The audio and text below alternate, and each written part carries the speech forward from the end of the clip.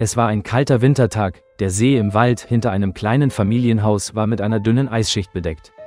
Am Abend zuvor war ein verspielter Hund zu weit über den Hof hinausgelaufen, war ausgerutscht und in den zugefrorenen Teich gefallen. In der bitteren Kälte schaffte er es mühsam, wieder hochzuklettern, doch das glatte Eis gab ihm keinen Halt, und so blieb ihm nichts anderes übrig, als die ganze Nacht in dem eiskalten Wasser zu verbringen.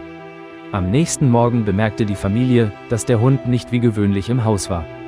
Besorgt machten sie sich sofort auf die Suche und teilten sich auf.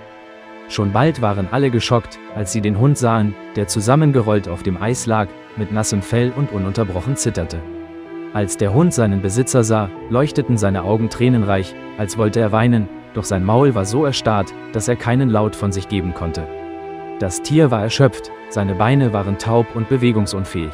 Die Familie war zu Tränen gerührt, doch sie wussten, dass sie sofort handeln mussten, wenn sie ihren kleinen Freund nicht verlieren wollten.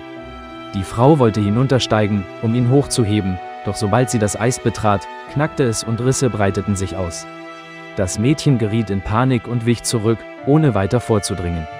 Ihr Herz zog sich zusammen, als sie sah, dass der Hund im Begriff war, einzubrechen, also griff sie schnell nach einem langen Stock. Das Mädchen kniete sich in den Schnee, beugte sich vor und hoffte, der Hund könne sich festhalten und hochklettern. Doch es war zu spät, sein Körper war so durchgefroren, dass er keine Kraft mehr hatte. Er konnte seinen Besitzer nur mit verzweifelten Augen ansehen, als flehte er um Hilfe, doch er war hilflos. Das Mädchen konnte nicht länger warten und kroch verzweifelt langsam auf das Eis.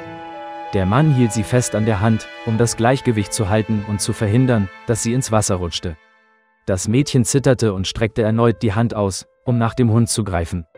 Die ganze Familie hielt den Atem an und beobachtete. Schließlich packte sie die Vorderpfote des Hundes und zog ihn sofort zu sich. Das Eis knirschte unter dem Gewicht der beiden Leben, doch sie zog das Tier mit aller Kraft hoch. Glücklicherweise wurden sie und der Hund sicher ans Ufer gezogen. Die Kinder jubelten vor Freude.